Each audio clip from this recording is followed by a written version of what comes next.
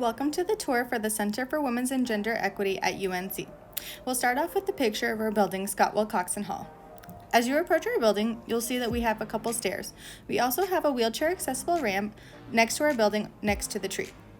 We also put out our chalkboard every morning unless there's inclement weather. The chalkboard has any upcoming events as well as our social media information.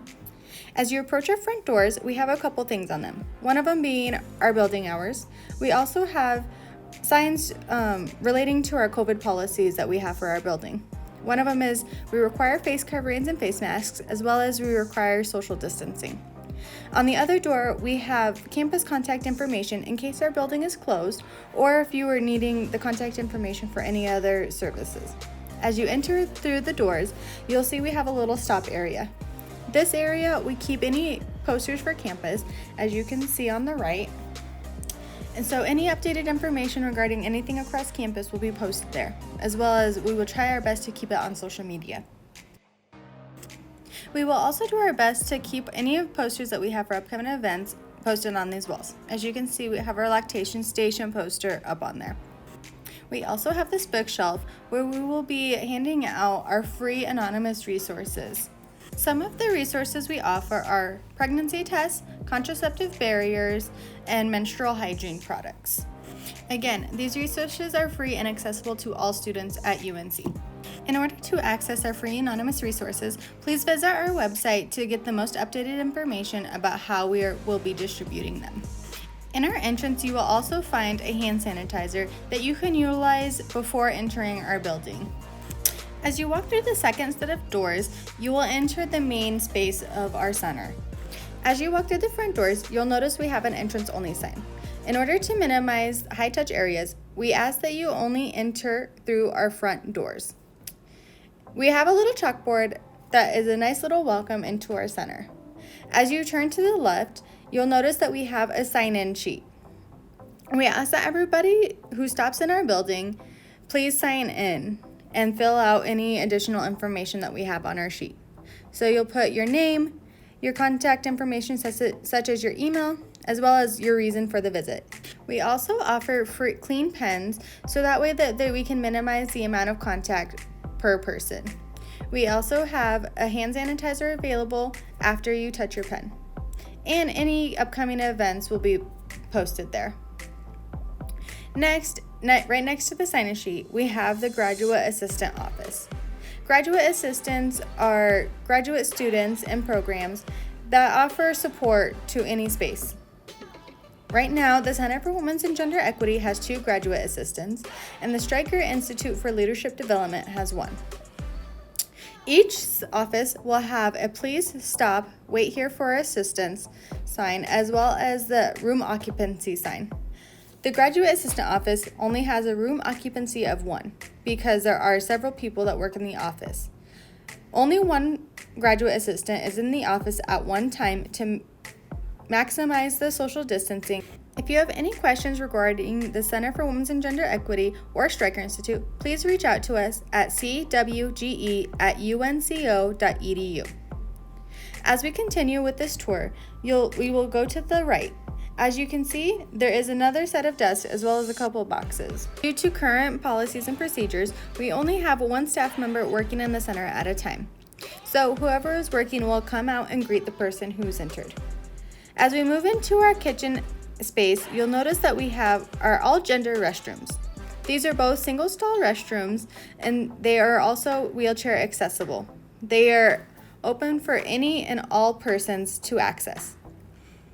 In this little space, you'll also see our little kitchenette. Typically, we would allow our campus community to utilize this space for whatever they need.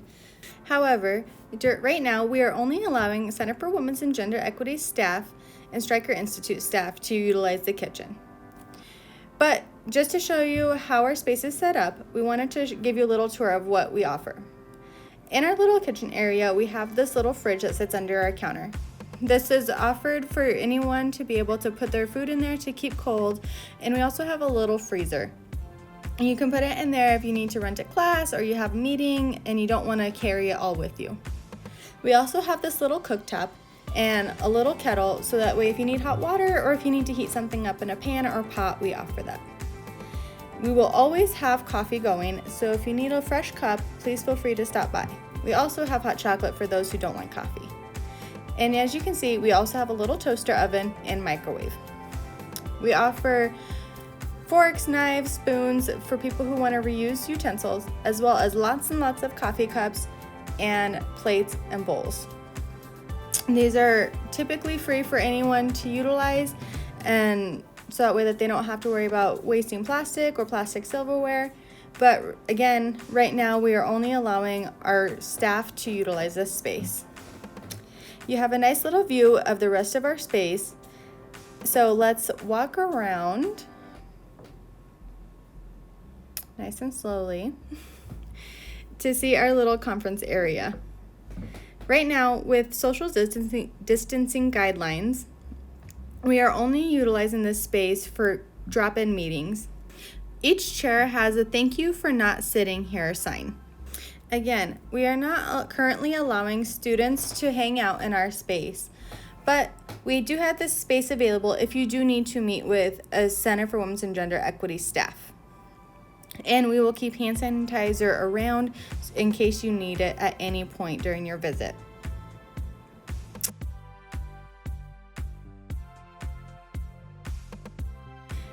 As we turn to the other part of our little space, you'll see we have a TV, a library, as well as our semi-private lactation station. Because of the way the space is set up, we are only allowing one person in this area at a time. So starting with the left side, you can see that we have our lactation station set up. In this station, it is a semi-private, and so it's not a fully closed off room. We do have a privacy screen to ensure that your privacy is met while you are utilizing this space. We have little hand sanitizer and surface wipes, reading materials, a lactation station brochure, a couple diapers, and a map with the other lactation stations across campus. As you can see, we have a little pump free for anyone to use, as well as a privacy sign and a nice comfy chair. We want to make sure that your visit to our lactation station is as comfortable as we can possibly make it. When we go back, you can see we have these two posters.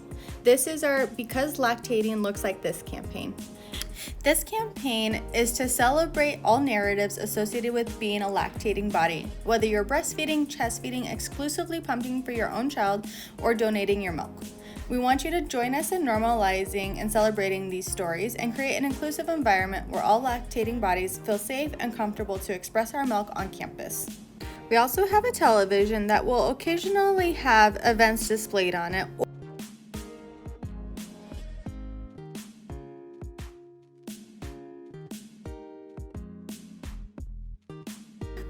As we continue, we're walking towards the back of our building.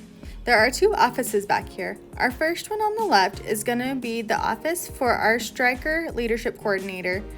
And in her office, you can see that they have a room occupancy of 2. Again, please make sure to stop at the doorway before entering the office to make sure that the person in the office is okay with you entering.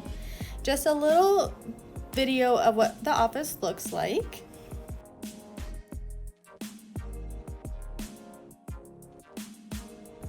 As we exit, we'll see our back doors, and then to the right is our last office. This office is currently our office manager and programmatic support specialist office. This is also the office of our director.